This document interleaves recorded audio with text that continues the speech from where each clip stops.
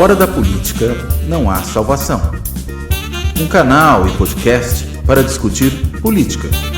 Produzido por mim, o cientista político Cláudio Couto.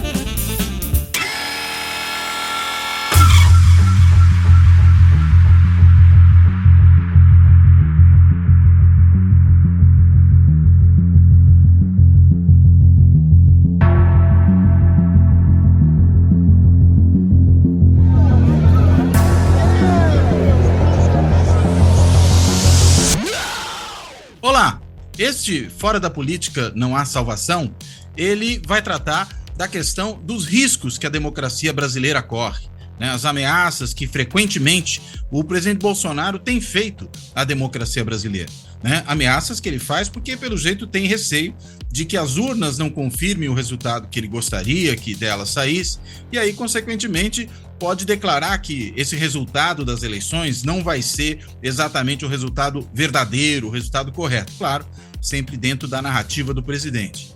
E ao fazer isso, ele tem mobilizado, por exemplo, a sua condição de comandante em chefe das Forças Armadas, que é uma situação que é determinada pela Constituição brasileira, mas que na fala do presidente aparece muitas vezes misturada com a ideia de que as Forças Armadas estão ao seu lado na condição não só de presidente no cargo, mas de candidato à sua própria reeleição, né? Como se elas fossem ali um instrumento pessoal do presidente para fazer com que a sua vontade prevalecesse. E aí, claro, nesse momento ele diz que o povo precisa ser ouvido, e quando ele fala em povo, ele está se referindo muito particularmente aos seus seguidores, aos seus apoiadores, e precisa ser ouvido dentro daquilo que ele considera que é adequado, e não necessariamente aquilo que a própria Constituição diz, o que a legislação brasileira diz, ou que a pluralidade de grupos existentes na sociedade brasileira pode desejar.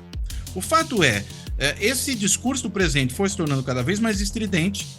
Ele faz, inclusive, uma convocação para o 7 de setembro, como já havia ocorrido no ano de 2021, né? Uma convocação para o 7 de setembro, que ele disse que vai ser o último aviso que ele e o povo, de novo, nesses termos que ele coloca, vão dar aos homens de capa preta que parecem surdos para o que o povo deseja, para, de novo, usar as palavras do presidente, e algo que tem muitas vezes a cara de um ultimato, ainda por cima, porque ele queria, por exemplo, no Rio de Janeiro, fazer uma mobilização popular junto com uma parada militar, né, na praia de Copacabana. Pelo jeito não vai dar certo juntar essas coisas, mas de qualquer maneira as sinalizações vêm sendo dadas repetidamente.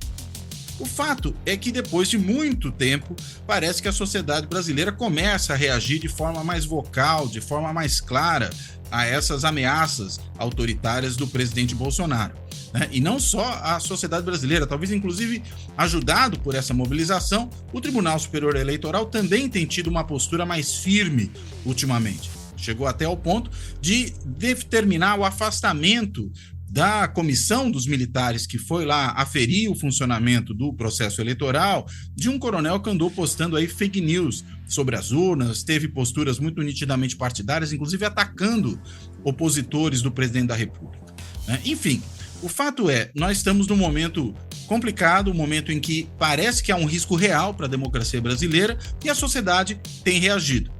Tivemos aí o manifesto dos juristas, né, que foi promovido aí por membros da Faculdade de Direito da USP, ex-alunos, e aí foi agregando muita gente, já passou de 800 mil assinaturas. Se bobear no momento que eu estou gravando isso aqui, a gente está gravando no dia 10 de agosto, véspera do dia, aliás, em que vai haver um ato em prol da democracia, justamente no Largo São Francisco e em várias outras escolas de direito espalhadas pelo país, porque 11 de agosto é uma data importante para as escolas de direito, né? E nós estamos gravando isso na véspera, já passou de 800 mil assinaturas, é capaz de estar chegando perto das 900 mil. Há também um manifesto que foi elaborado pela Unicamp, há um manifesto importante elaborado no âmbito da Fiesp, com apoio também da Febraban, talvez trazendo uma novidade aí, que é o envolvimento dos empresários na defesa da democracia. Enfim, para entender todas essas coisas, entender a situação em que nós estamos, compreender o significado disso tudo, nós temos hoje um convidado especialíssimo, que é o professor José Álvaro Moisés. O professor José Álvaro Moisés, ele é cientista político, é um professor aposentado do Departamento de Ciência Política da Universidade de São Paulo, onde ele hoje coordena também o Grupo de Estudos da Qualidade da Democracia, no âmbito do Instituto de Estudos Avançados, o IEA, da USP. né? E lá ele é um professor sênior, essa a função que ele vem desempenhando no âmbito do IEA como líder aí desse grupo de pesquisa.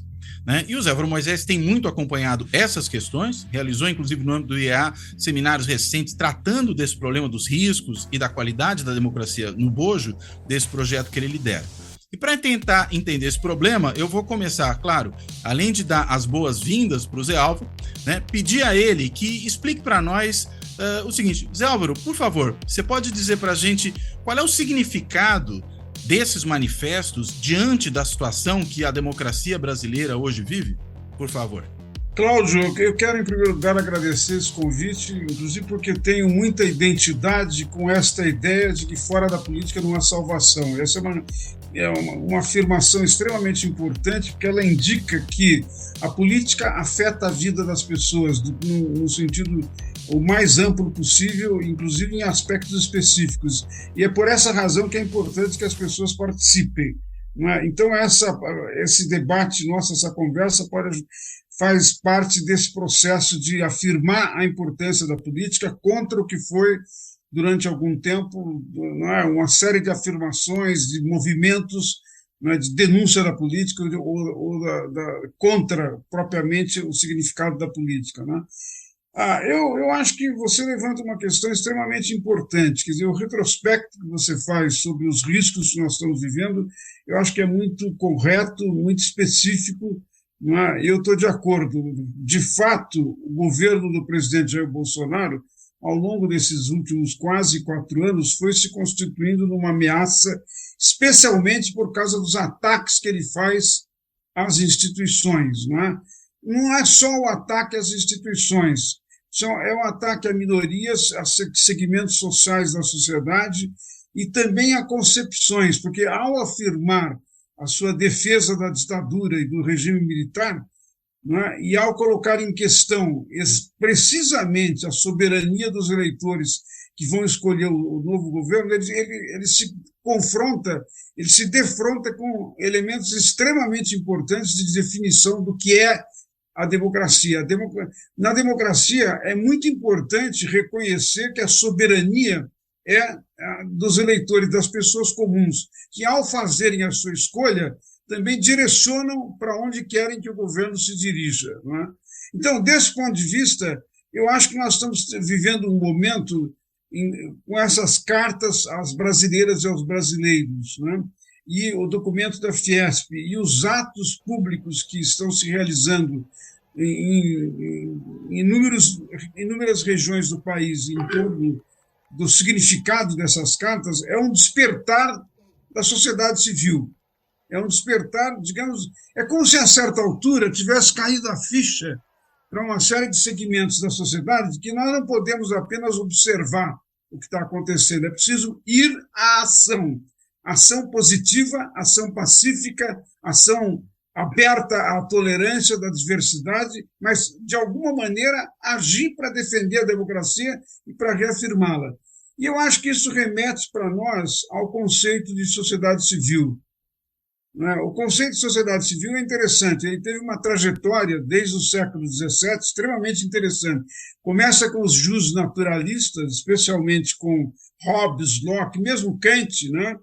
Que, de alguma maneira, formulam a noção de sociedade civil com uma contrapartida do chamado estado de natureza. O que era o estado de natureza? Era a ideia de que, antes das normas, das regras, antes da fundação, precisamente da política com a qual pode haver salvação, no estado de natureza, o conflito, a expressão dos interesses da maneira mais direta, sem nenhuma norma, sem nenhuma regra, né? Apenas a afirmação dos interesses poderia levar a um permanente conflito, a um permanente estado de guerra, que o Hobbes chamou de guerra de todos contra todos. Né?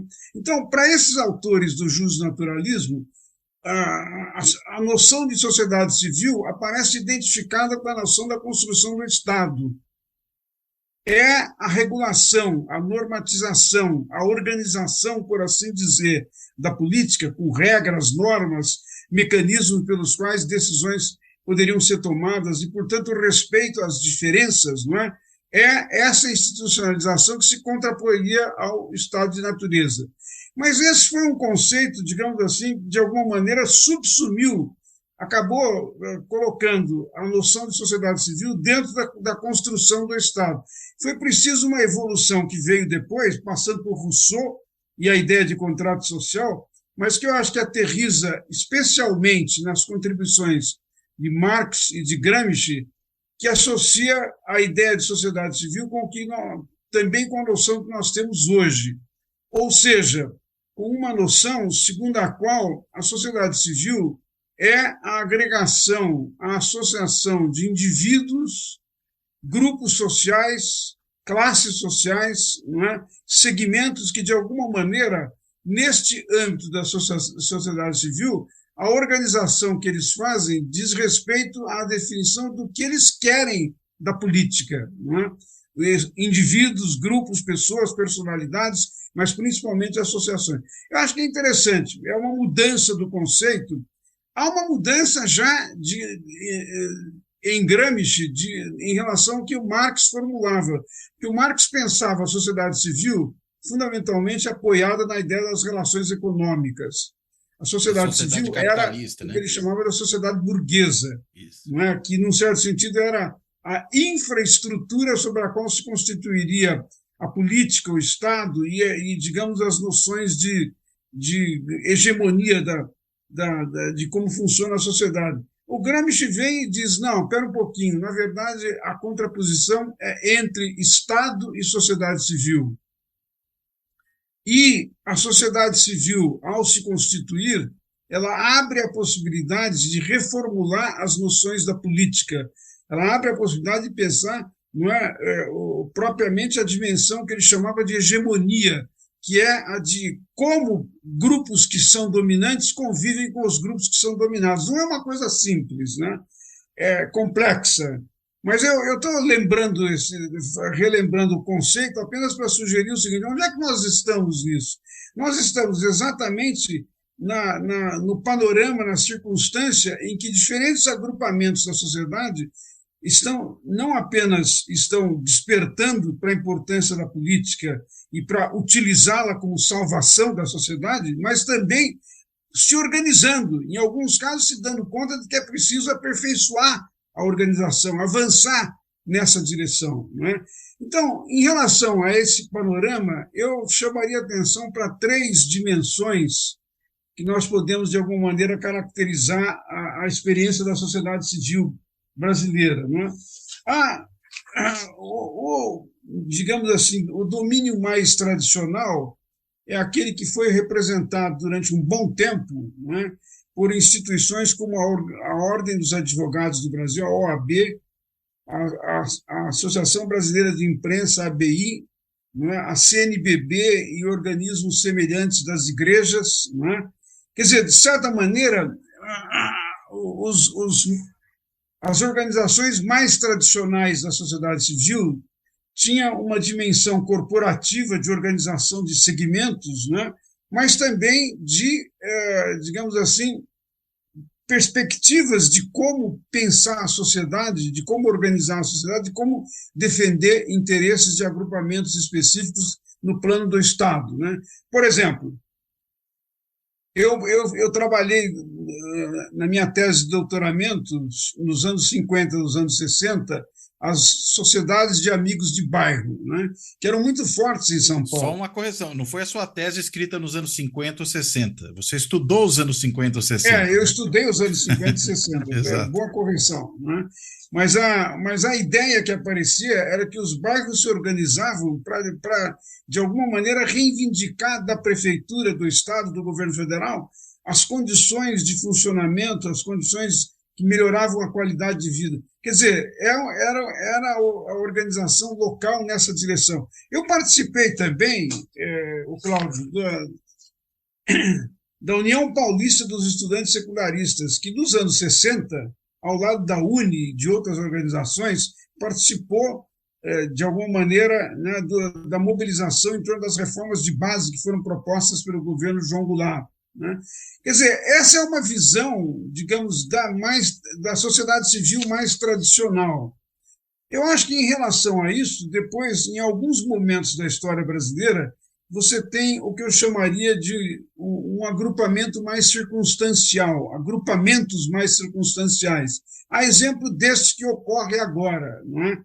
Quer dizer, juristas, advogados, intelectuais, artistas, professores universitários se reúnem e, digamos, percebem um momento especial da sociedade, da vida política da sociedade, de nós precisamos intervir agora.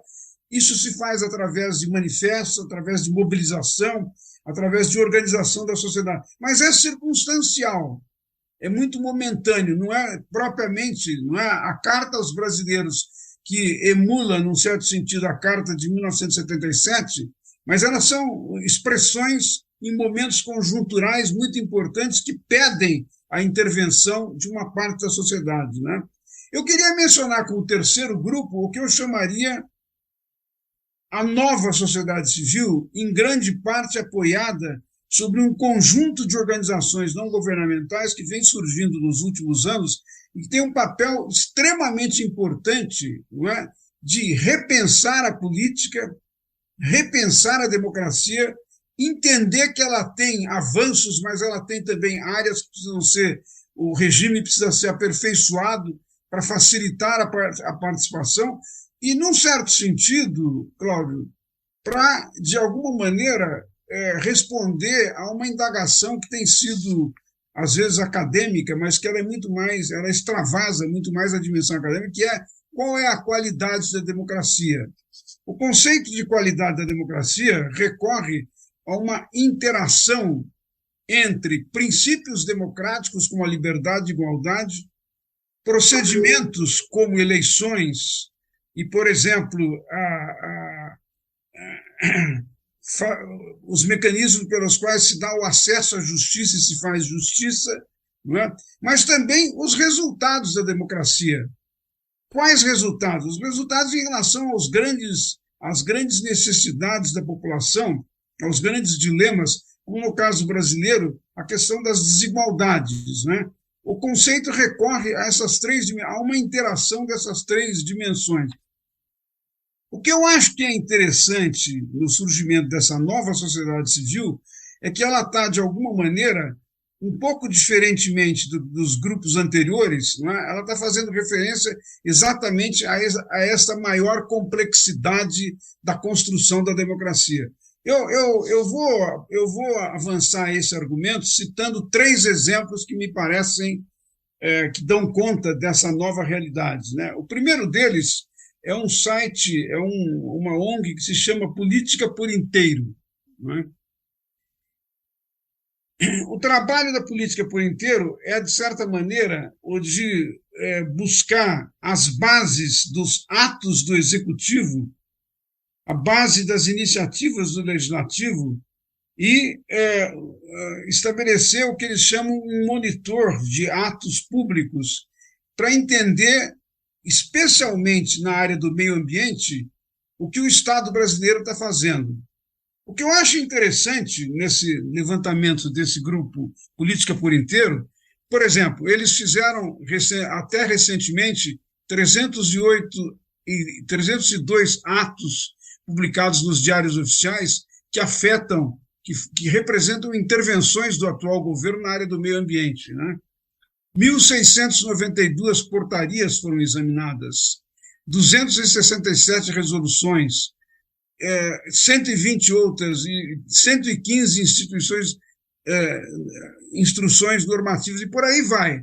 Ou seja, é uma organização não governamental que está olhando qual é a atuação, qual é o resultado da atuação do atual governo, portanto do Estado brasileiro, nessa dimensão extremamente importante que é do meio ambiente. E olhando, desculpa, só um detalhe, e olhando a área administrativa, né? Quer dizer, como é que decisões em nível administrativo podem afetar o meio ambiente e às vezes passa embaixo do radar da imprensa, né? Exatamente, instruções administrativas, quer dizer, do executivo, mas também do legislativo. O objetivo é ter um banco de dados, é isso que eles estão formando, um banco de dados que indica o que aconteceu não só durante esse governo, mas principalmente durante esse governo, nessa área do meio ambiental. Agora, alguém pode perguntar, para que isso, né?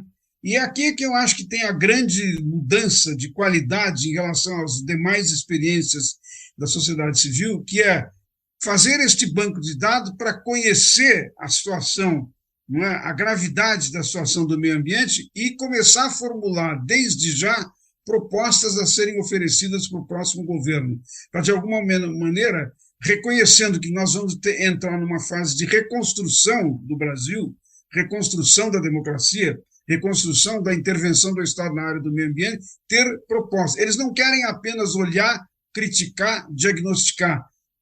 Pelas informações que eu tive, pelo contato que eu tive, eles querem também formular alternativas e propor como seria possível, não é, avançar em relação a essa questão do meio ambiente, né? Então, esse é um primeiro exemplo que eu acho muito interessante e que eu acho que tem relação com essa visão da nova sociedade civil que está se organizando, não é? Que não é apenas aquela apoiada sobre a dimensão corporativa ou as velhas associações, ou então a sociedade civil que se expressa em momentos circunstanciais de crise.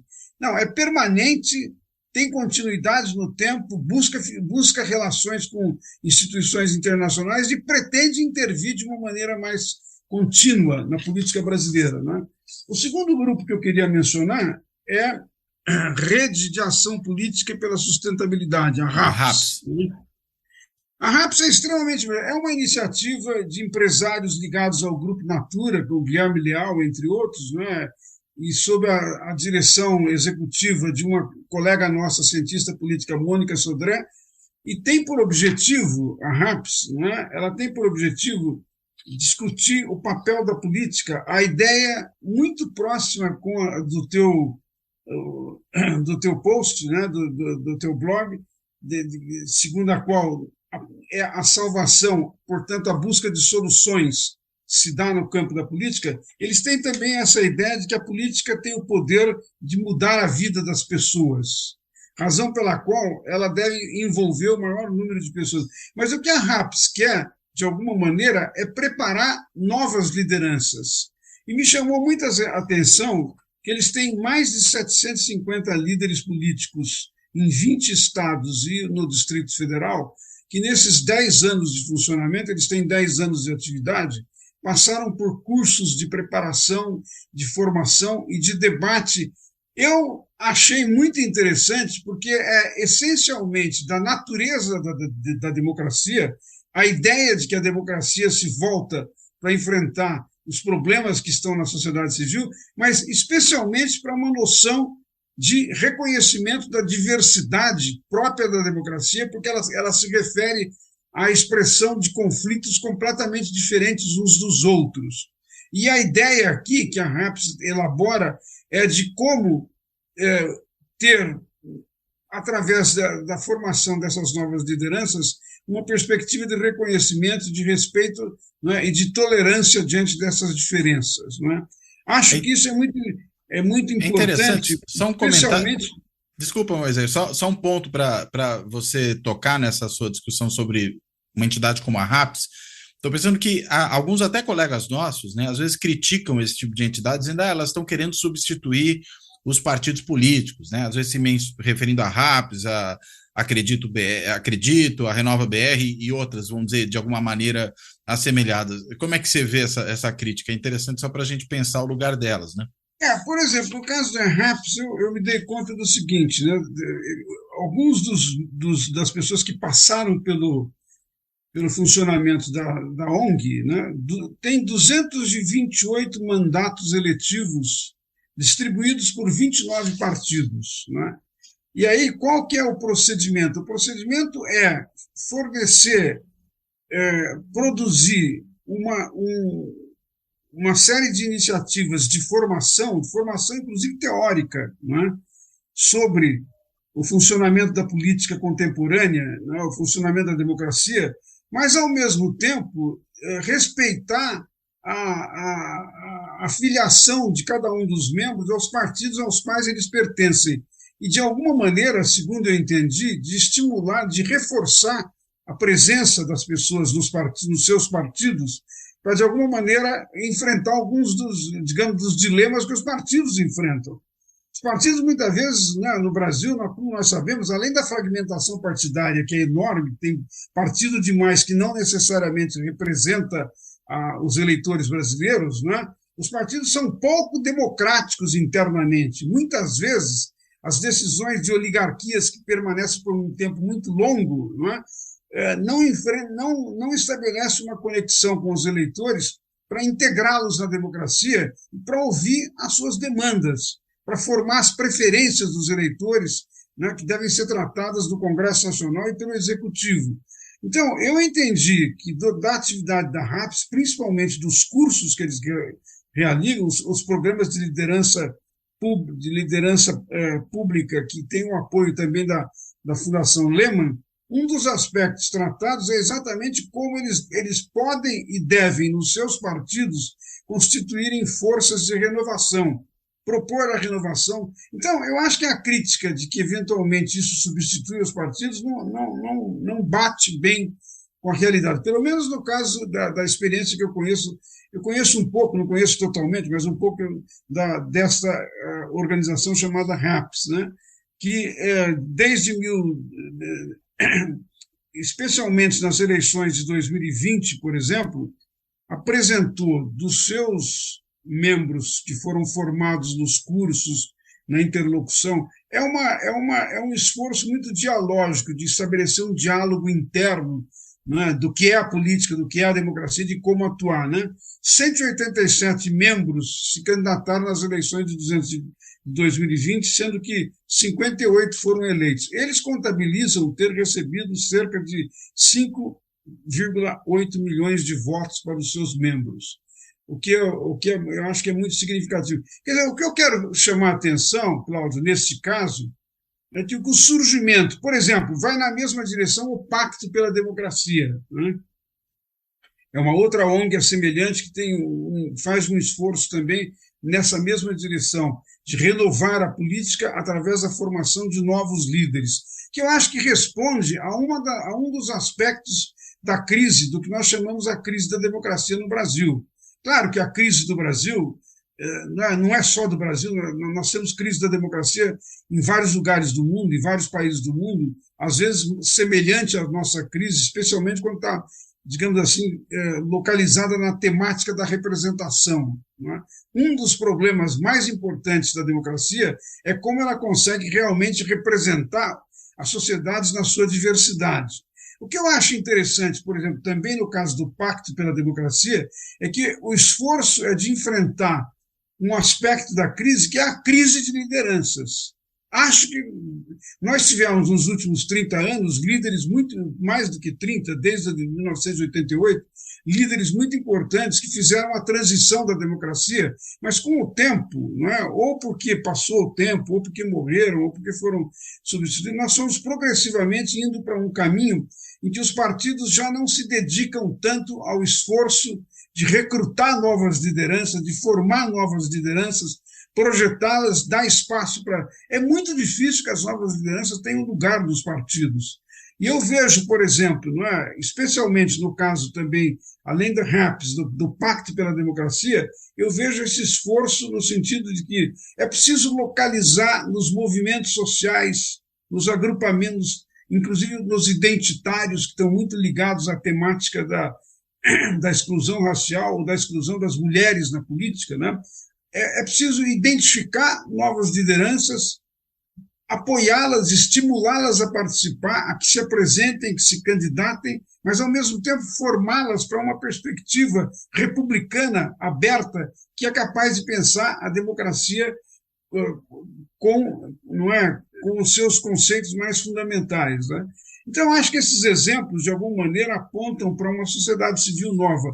O último exemplo que eu queria dar foi isso que aconteceu algumas semanas atrás, que foi um agrupamento dessas novas organizações que se constituiu numa espécie de comissão que foi aos Estados Unidos, né, entrar em contato com autoridades americanas do Departamento de Estado, mas também do Congresso norte-americano, para advertir para os perigos, para os riscos que a democracia brasileira está vivendo, não é?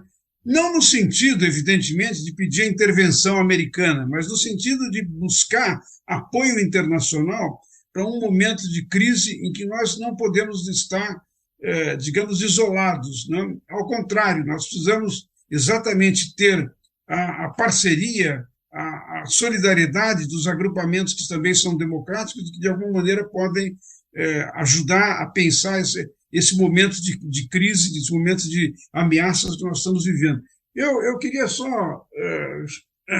lembrar aqui as associações que participaram dessa comissão que foi aos Estados Unidos, que são a Associação Brasileira de Lésbicas, Gays, Bissexuais, Travestis, Transsexuais e Intersexos, a Articulação dos Povos Indígenas do Brasil, a Comissão ARNES, a Coordenação Nacional de Articulação das Comunidades Negras Rurais Quilombolas, o Conectas Direitos Humanos, o GLDs Instituto da Mulher Negra, o Greenpeace do Brasil, o Instituto Clima e Sociedade, o Instituto Marielle Franco, o Instituto de Referência Negra Peregrino, o Instituto Vladimir Herzog, o Pacto pela Democracia, que eu já mencionei, a Transparência Internacional Brasil, o Uniafro, a Voz das Comunidades, o 342, a NAVE e o Washington Brasil Office. Né? Quer dizer, eu estou listando essas associações para indicar o que me parece que sejam os representantes dessa nova fase da sociedade civil brasileira. Ela reconhece problemas, ela identifica, ela diagnostica a nossa crise, mas, ao mesmo tempo, ela vai para uma nova modalidade de ação, buscando formar lideranças, mas, ao mesmo tempo, atuando, pressionando. Não é? Algumas dessas organizações que eu mencionei também têm tido um papel muito importante em momentos em que o Congresso Nacional vai tomar decisões.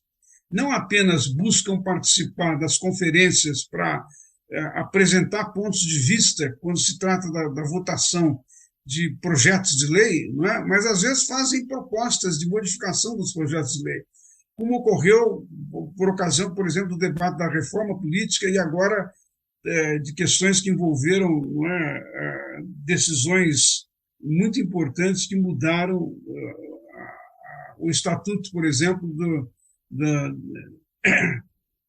do estado de emergência, né?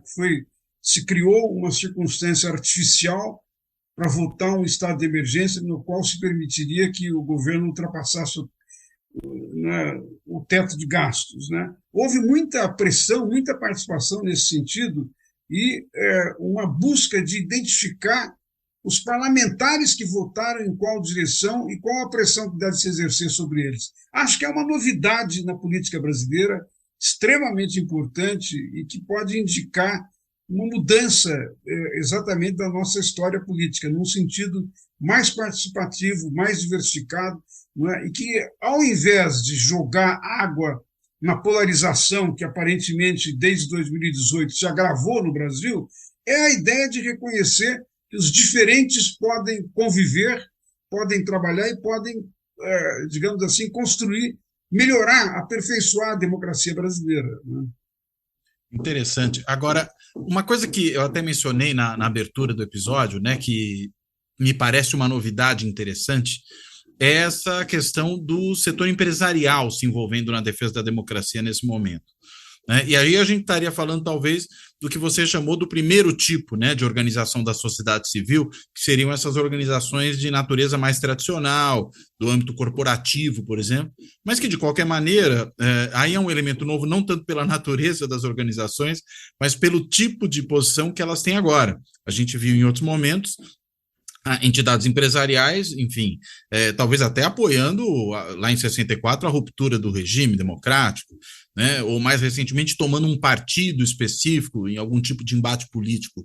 Mas esse posicionamento a favor da democracia me parece uma novidade, e uma novidade relevante. Como é que você enxerga isso, Zé Álvaro? Não, eu acho que você tem inteira razão, eu estou inteiramente de acordo, e acho que, quer dizer, em relação ao panorama que tinha se formado a partir das eleições de 2018, é uma mudança de posição. Quer dizer, nós estamos diante de um segmento social extremamente importante pelo seu papel econômico, pelo seu papel político, que avalia as suas posições, é capaz de autocriticar a sua própria posição e modificar, ter uma posição nova. Nesse momento, segmentos muito importantes, inclusive parcelas do agronegócio, aderiram ao manifesto da Fiesp, por exemplo, né? Segmentos da economia industrial, né? Do empresários industriais. E a FEBRABAN, vamos, digamos, reconhecer, vamos afirmar com toda clareza que não é tão comum que a FEBRABAN, que é um segmento do capital financeiro tão importante no Brasil, se pronuncie. Nesse caso foi muito, muito claro, é um pronunciamento, não é eleitoral, não é? Ele é fundamentalmente de defesa, de reafirmação, né, do Estado democrático de direito, de reafirmação do império da lei, mas principalmente de contrarrestar a ideia de que a urna eletrônica ou o processo eleitoral brasileiro está fraudado, foi fraudado ou pode ser fraudado. Eles estão dizendo não é bem assim. Não é? Existem provas, existem procedimentos que foram verificados e tomaram uma posição diferente da que tinham tomado em 2018. Mas eu acho, Cláudio, uma coisa interessante.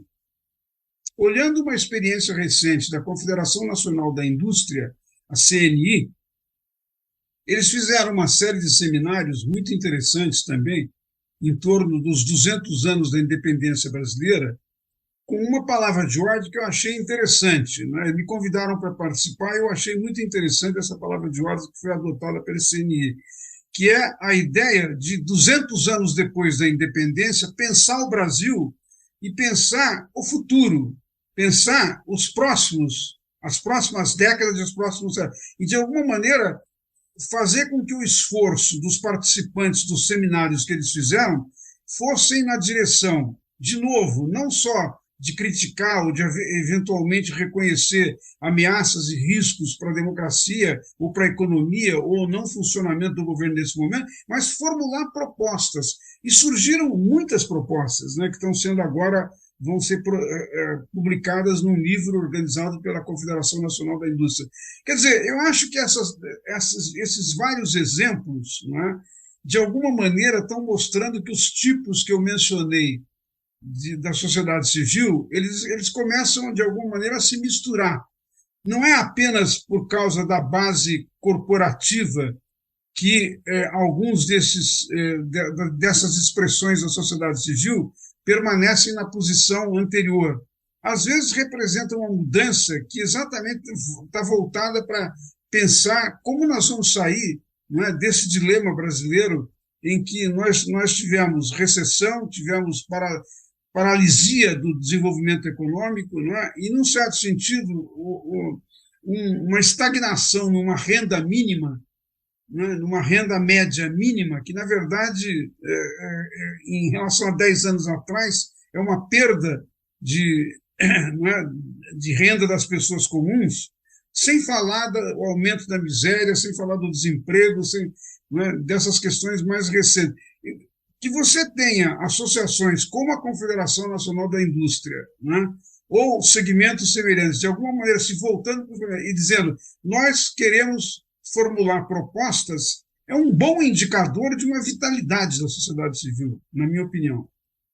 Agora, esse risco democrático que nós corremos hoje, que leva, inclusive, a uma novidade dessa natureza, imagino que, enfim, embora ele esteja hoje muito mais explícito por conta, inclusive, da postura do presidente da República, né, a postura do governo e de muitos dos seus aliados, acho que ele não reflete só um episódio, né, uma coisa que ocorre circunstancialmente. Imagino que a gente esteja, na realidade, vendo talvez um processo de fragilização da democracia brasileira, cujas raízes são mais antigas, diria até mais. Provavelmente a eleição do atual presidente da República como alguém que se apresentou como antipolítico, né, como a negação de tudo que estava aí, como aquele que vinha para, vamos dizer, destruir tudo e talvez, vamos dizer, criar um cenário de limpeza geral, isso tudo já tem a ver com essa crise anterior, né? Como é que você identifica a natureza dessa crise, o desenvolvimento dela? Quando é que isso começou e que crise é essa, Zé Álvaro? Eu estou muito de acordo com essa formulação que você faz. Eu acho que é preciso pensar a crise como respondendo a problemas estruturais que vêm de mais tempo que não estavam sendo resolvidos, né? Eu tenho um ponto de vista muito particular sobre isso, que eu nem sempre muito consoante com os nossos colegas na área da ciência política. Eu acho que nós temos um problema com o sistema presidencialista. É preciso cair a ficha, né, do que acontece com esse sistema. Ele tem gerado, desde a democracia de massas do período de 46 e 64, ele tem gerado uma perspectiva de crise que é mais ou menos permanente. Vira e mexe, cria instabilidade, cria rupturas que não são muito favoráveis à manutenção digamos assim, de um governo racional que tem planejamento e que pode realizar suas metas. Interrompe, muitas vezes, o funcionamento da economia, interrompe o crescimento, né? E se a gente olhar o sistema presidencialista brasileiro, que tem uma assimetria de poderes entre o presidencialismo e o executivo e o legislativo, né? Esse sistema, quando tem crise que leva, por exemplo, à perda de hegemonia do governo, eventualmente até do Estado, só tem duas saídas para sair da crise. Ou você espera as eleições 4 anos depois, ou 3 anos depois, ou 2 anos depois, e com isso, como nós estamos vendo no caso do presidente Jair Bolsonaro, você prolonga a crise por um período de tempo muito longo, ou você tem que adotar a solução limite, que é o impeachment. Mas o impeachment divide a sociedade, traumatiza a sociedade, paralisa o funcionamento da economia, paralisa as propostas, traz um novo governo, tem que começar tudo de novo. É uma complicação. Se você dissesse, olha, em 100 anos houve um impeachment, mas nos últimos 30 nós tivemos 2.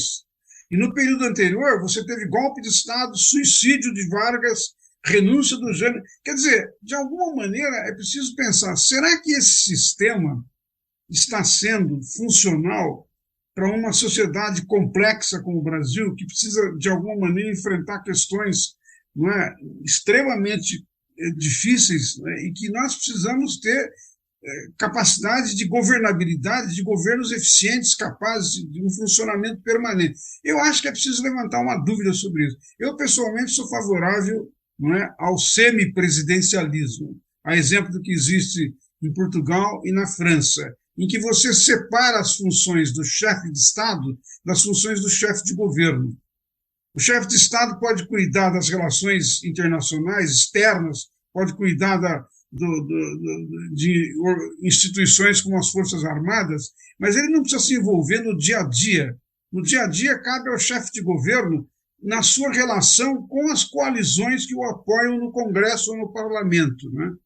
Acho que nós deveríamos, pelo menos, reabrir o debate sobre. Eu não estou dizendo que essa solução ela é, em definitivo, a melhor, mas eu acho que reabrir o debate é importante.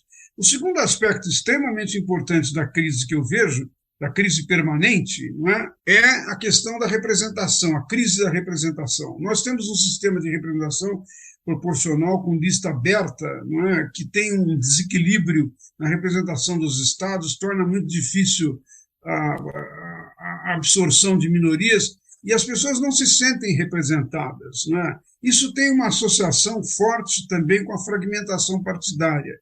Eu conduzi uma série de pesquisas em torno da temática da confiança das pessoas nas instituições, e partidos políticos e o Congresso são as instituições que têm a mais baixo nível de confiança da população.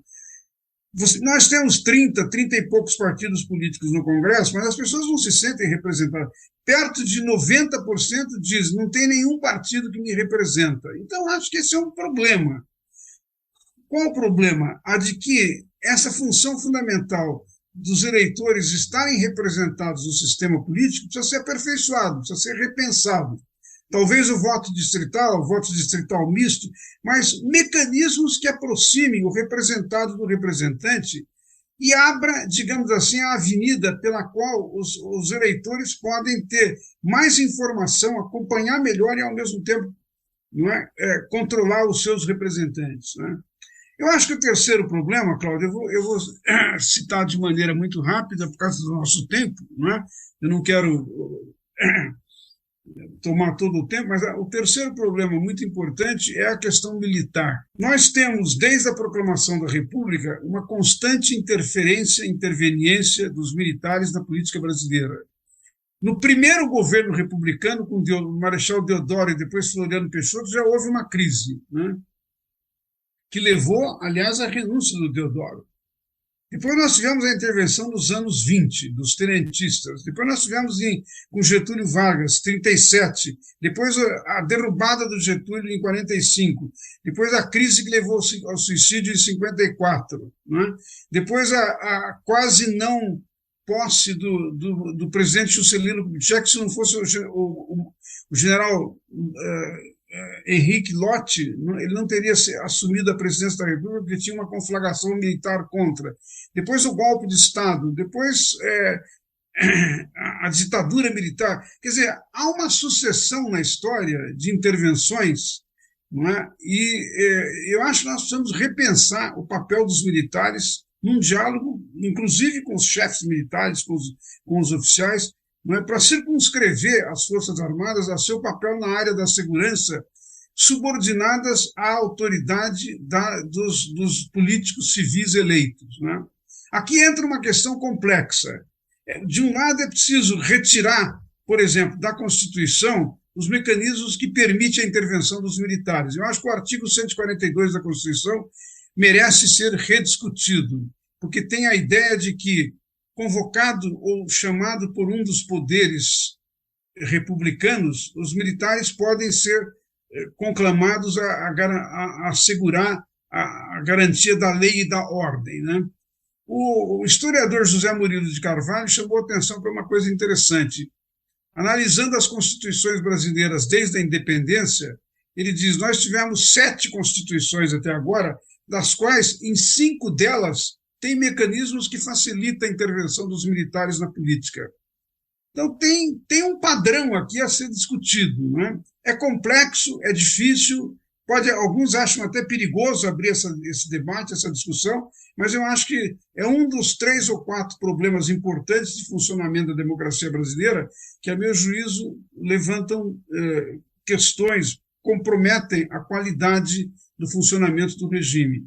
E, dessa maneira, né, ao invés de assegurar a política como um mecanismo pelo qual as pessoas buscam resolver os seus problemas, resolver os seus interesses, as suas preferências, buscar a felicidade, como os clássicos, não é, advogavam, não é? A política, ao invés de servir a isso, acaba, muitas vezes, não é, circunscrita ao interesse de grupos muito seccionados que não necessariamente são democráticos. Né? Então, acho que esses 3 problemas vão na linha da sua pergunta, da sua preocupação com questões que são permanentes. Em 2018, num certo sentido, eu acho que o que ocorreu é que, depois das grandes manifestações de 2013, que tinham levantado uma dúvida sobre o funcionamento da política no Brasil, especialmente do papel dos partidos políticos, não é? E uma crítica aos serviços públicos como educação, saúde e segurança, não houve resposta por parte dos líderes democráticos, dos partidos que se consideram democráticos, não houve uma resposta àquelas críticas. E, sob o influxo, inclusive, da Operação Lava Jato, que jogou muita luz, digamos, sobre procedimentos, práticas de corrupção, com todos os erros que a Lava Jato cometeu, e ela cometeu erros importantes, como nós sabemos, a Lava Jato, no entanto, jogou luz para um aspecto importante do funcionamento da política, que é a centralidade da corrupção em muitos processos de funcionamento da nossa democracia. Bom, em 2018, ninguém respondeu isso, a não ser Jair Bolsonaro, que se apropriou da questão, apesar de nos 28 anos que antecederam na sua participação como deputado federal, ele nunca tinha tocado nesse assunto, nem apresentado nenhum projeto, nem de alguma maneira indicado que era um problema ao qual ele queria se dedicar. Ele aproveitou uma circunstância, não é? E é verdade que também a facada ajudou muito depois a dar a ele uma visibilidade que ele não tinha antes. Mas nesse conjunto de circunstâncias que ocorreu, o ponto que eu quero chamar a atenção é que houve muito pouca participação e intervenção dos líderes que nós poderíamos chamar democráticos, para enfrentar esses problemas estruturais permanentes da democracia. Deixou-se um espaço aberto para a antipolítica, deixou-se um espaço aberto para identificá-la apenas com práticas de corrupção, quando nós sabemos que não é isso. A política brasileira tem esse problema, mas esse não é o único problema, nem o mais importante. Não é? Então, nesse contexto, se criou um ambiente que, a meu juízo, favoreceu a eleição do presidente Jair Bolsonaro, que desde o seu primeiro momento, né, desde o seu primeiro momento como presidente, reiterou a defesa da ditadura militar, inclusive da tortura, né, e depois avançou na direção do que nós vimos desses quase 4 anos de ataque às instituições, de crítica às instituições, num certo sentido de não aceitação a uma questão fundamental da democracia, que é a separação dos poderes republicanos. Ele entende que a vontade que ele tem como chefe do Executivo deveria se sobrepor ao Supremo Tribunal Federal e ao Congresso. É uma distorção, digamos assim, do conceito mais fundamental da democracia, que envolve a noção de separação de poderes, para que haja um equilíbrio no funcionamento, não é, dessas instituições da democracia. Não é? Agora, eu queria pegar um ponto que você frisou agora, que é essa questão dos militares como um fator constante de instabilidade, inclusive por diretriz constitucional, né? E como você lembrou bem, mencionando o José Murilo de Carvalho, por uma diretriz constitucional que remonta, inclusive, a outros textos. Agora, a gente vive um momento em que há um governo coalhado de militares, né? Antes de qualquer possibilidade de intervenção, que a gente vê agora, por exemplo, nesse conflito dos militares com o Tribunal Superior Eleitoral, né, nessa tentativa de desqualificação, nessa, até eu diria, tentativa de se tornar uma espécie de órgão de controle externo da Justiça Eleitoral, tanto que isso recebeu um rechaço claro, evidente e muito direcionado a essa tentativa por parte do ministro Fachin, né, que preside o TSE nesse momento. Agora, não é um problema esse governo ter não só aberto a porta para os militares terem voltado à política, o que já seria complicado, embora eu acho que tem um precedente perigoso ali, que foi, ainda no governo Temer, por exemplo, a nomeação de um general para o Ministério da Defesa. Exatamente. Acho que ali você já tem um problema grave, além da questão da intervenção federal no Rio de Janeiro, cujo comando foi dado também ao militar, que coincidentemente, eu diria, é atualmente o candidato a vice-presidente do Bolsonaro. Mas talvez a gente esteja falando de um governo que é, em boa medida, e há quem defenda isso muito veementemente, resultado de um projeto de setores militares importantes, né, de alto comando, né, que, digamos assim, aparece primeiro naquela manifestação via Twitter do general Vilas Boas, quando ele tenta ali intimidar o Supremo Tribunal Federal, que parece uma tentativa bem sucedida em relação àquele habeas corpus, que seria julgado do Lula naquele momento, e que me chama a atenção também que logo que o Bolsonaro toma posse, ele se dirige ao Vilas Boas publicamente e diz, olha, eu agradeço muito ao senhor e há coisas aqui que só nós dois sabemos. Queria que você avaliasse um pouco qual é a importância que tem essa presença tão central dos militares na política nesse momento, neste governo, como uma ameaça à democracia, que requer, né, inclusive, que toda essa mobilização aconteça. Eu acho que é provável que em algum núcleo, né, de oficiais da reserva, provavelmente em contato com oficiais da ativa, né, haja um projeto do que eles entendem que pode ser necessário para desenvolver o país, né? E em si mesmo isso não é, digamos, não é ruim se vier para o debate público, se tiver transparência e entrar no debate através dos mecanismos próprios da democracia, dos partidos políticos, do Congresso, o debate dessas questões. Mas não é isso que tem acontecido, né? E, na verdade, como o Bolsonaro se entende como representante das Forças Armadas do governo, ele procurou dar uma identidade também militar para o seu governo. E como você disse, né, me lembrou bem, chamou um número extremamente grande de militares. Eu acho que tem duas questões aqui que suscitam debate e que precisam de mais elaboração, né? Primeiro, é preciso voltar a uma questão. Não está devidamente regulado o modo como oficiais da ativa podem participar de governos, né, de quaisquer governos. É preciso reexaminar essa questão, né? Eu vi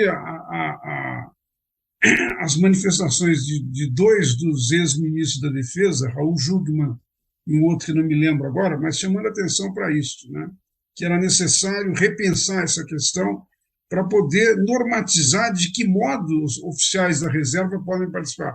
É claro, é muito claro qual é o modo pelo qual isso poderia ser resolvido. Quem está na ativa e quer assumir um cargo no executivo deveria imediatamente ir para a reserva e passar a atuar como cidadão, e, se quiser, filiado, não é, associado a partidos políticos. Agora, acho que há uma segunda questão, Cláudio, que eu até penso que é mais importante do que a primeira, que é o seguinte: ao lado dessa observação de que em 5 constituições, de um total de 7, tem estímulos para a participação política dos militares, ao lado disso, é preciso considerar também que os políticos civis se dedicam muito pouco no Congresso Nacional, nos programas de partidos, no debate público, às questões que envolvem a participação das Forças Armadas como instituição. Em primeiro lugar, no que diz respeito à perspectiva de como organizar a segurança do país, segurança no sentido amplo, inclusive externo, né? E, em segundo lugar, em pensar que tipo de papel se admite que os militares podem ter em problemas como o que nós vimos. Você lembrou bem a atuação do Braga Neto, porque ele foi o chefe da intervenção, quando houve intervenção no governo Michel Temer, no Rio de Janeiro, né? É preciso pensar se é isso que nós queremos das Forças Armadas, né? E isso, os políticos civis, né, que de alguma maneira são a contrapartida no Ministério da Defesa dos técnicos que são militares, porque tem muitos civis no Ministério da Defesa. Os políticos civis, de alguma maneira, precisam avançar a formulação, digamos assim, o pensamento crítico sobre essa dimensão que até agora tem sido pouco trabalhada.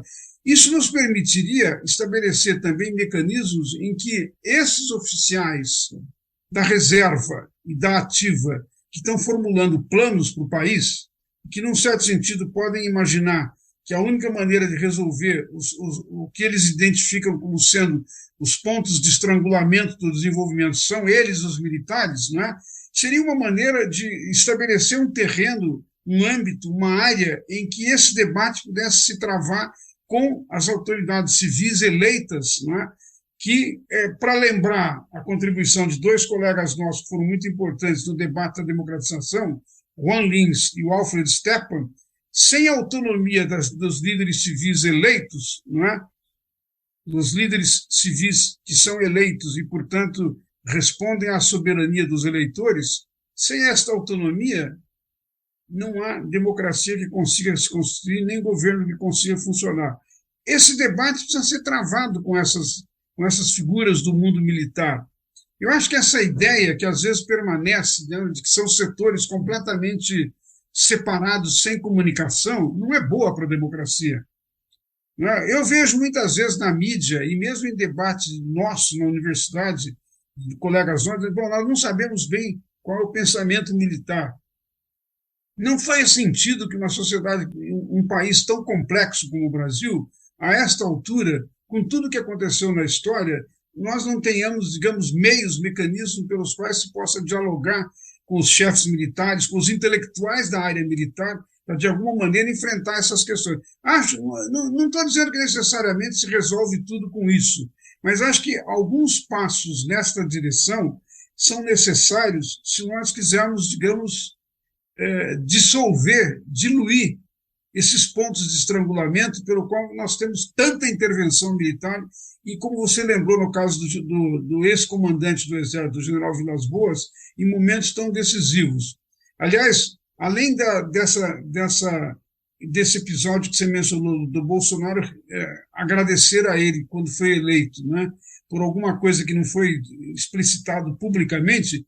O próprio general Vilas Boas, numa entrevista, se não me engano, no ano passado, ele disse que chegou a declarar, fazendo a seguinte afirmação, que aquela intervenção, através de um Twitter que ele fez, numa ação de habeas corpus, né, apresentada ao Supremo Tribunal Federal pela defesa do candidato Luiz Inácio Lula da Silva, que aquela intervenção, ele estava preparado para reagir no dia seguinte sobre o que aconteceria.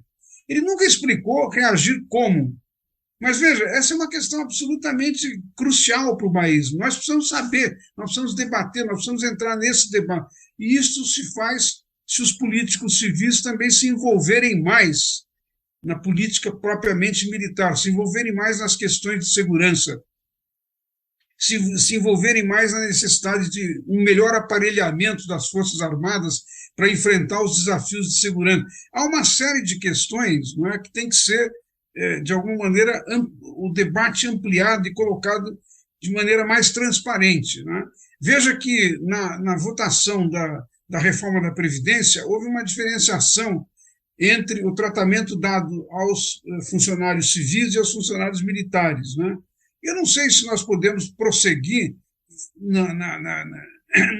no debate das questões brasileiras, sempre admitindo mudanças e admitindo diferenças dessa natureza.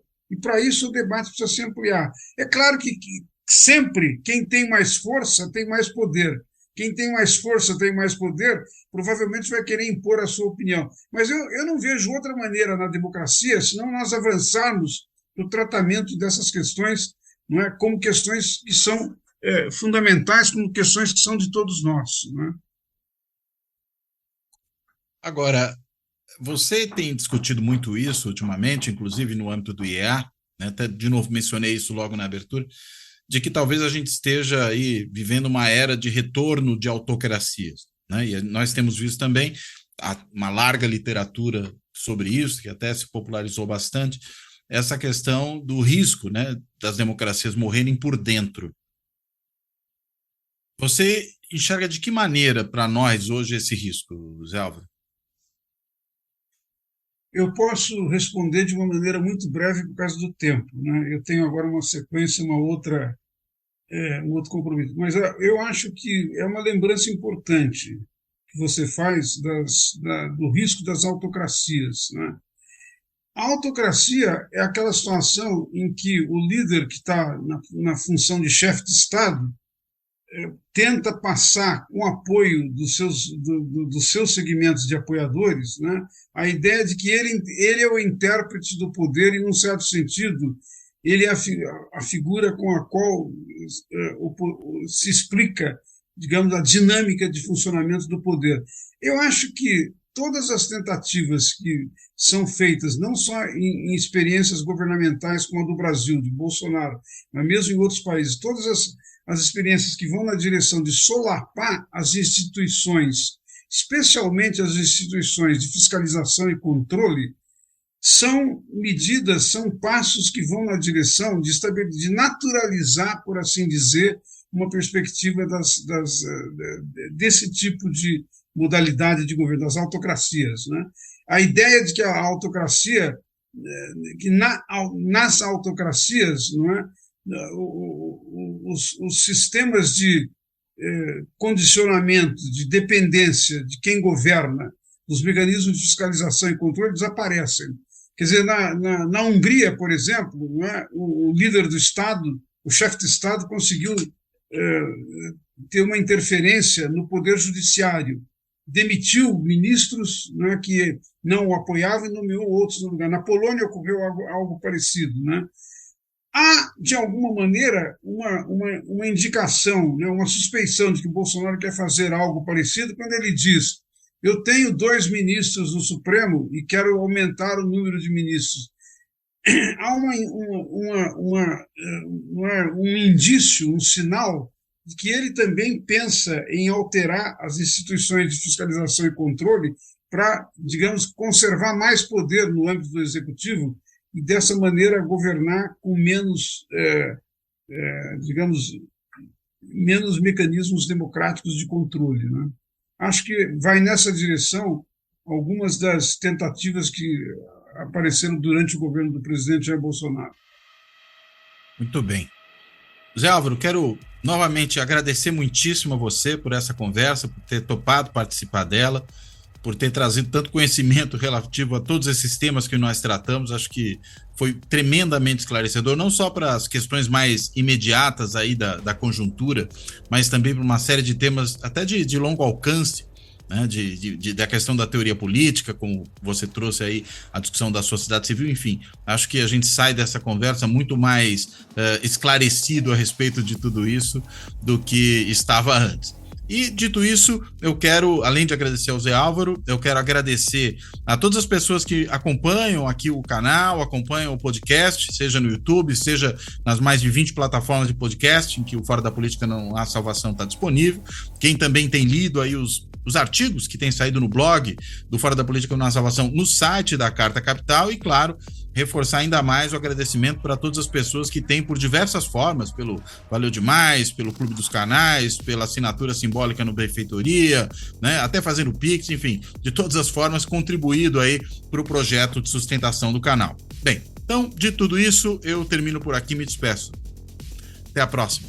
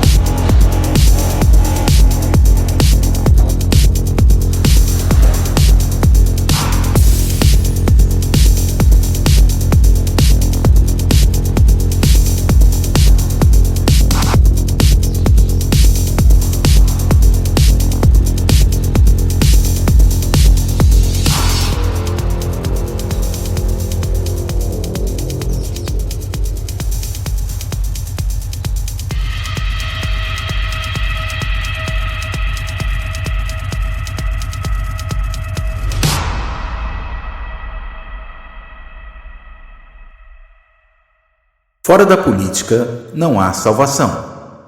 Um canal e podcast para discutir política. Produzido por mim, o cientista político Cláudio Couto.